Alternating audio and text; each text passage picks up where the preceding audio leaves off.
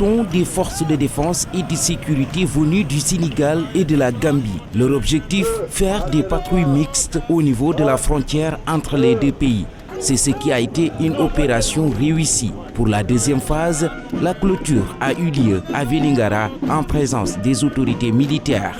Aujourd'hui, nous avons eu l'occasion de célébrer la clôture de la deuxième patrouille conjointe entre les forces armées sénégalaises et gambiennes le long de la frontière.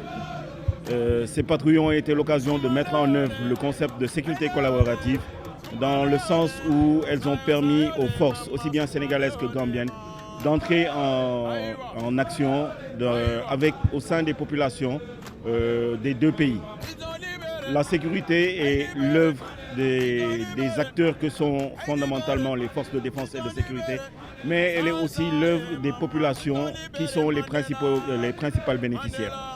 Ces populations sont certes les bénéficiaires, mais elles sont actrices au début comme à la fin de cette sécurité.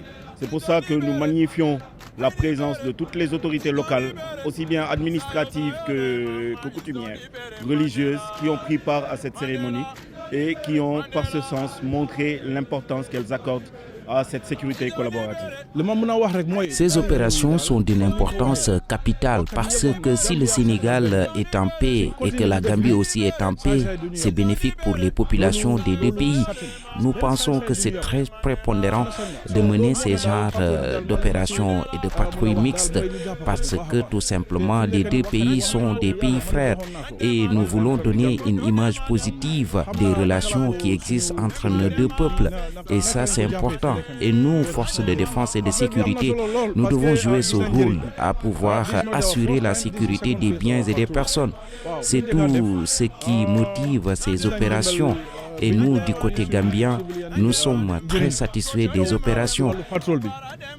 Ces opérations mixtes de sécurisation répondent aux défis sécuritaires du moment.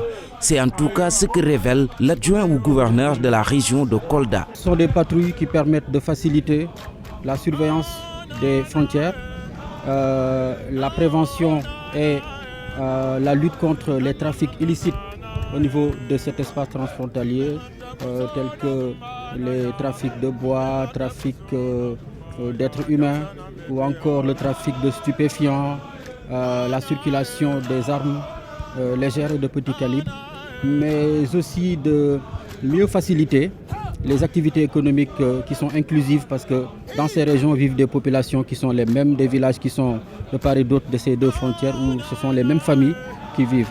Donc voilà pourquoi, à la demande des plus hautes autorités du Sénégal et de la Gambie, ces patrouilles-là ont été initiées depuis un certain nombre de temps.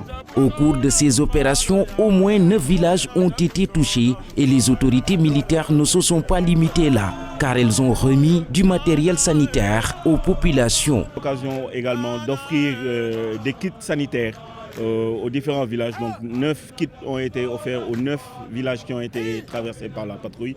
Il s'agit essentiellement de médicaments, de matériel médicaux et des packs de savon pour aider un peu les villages.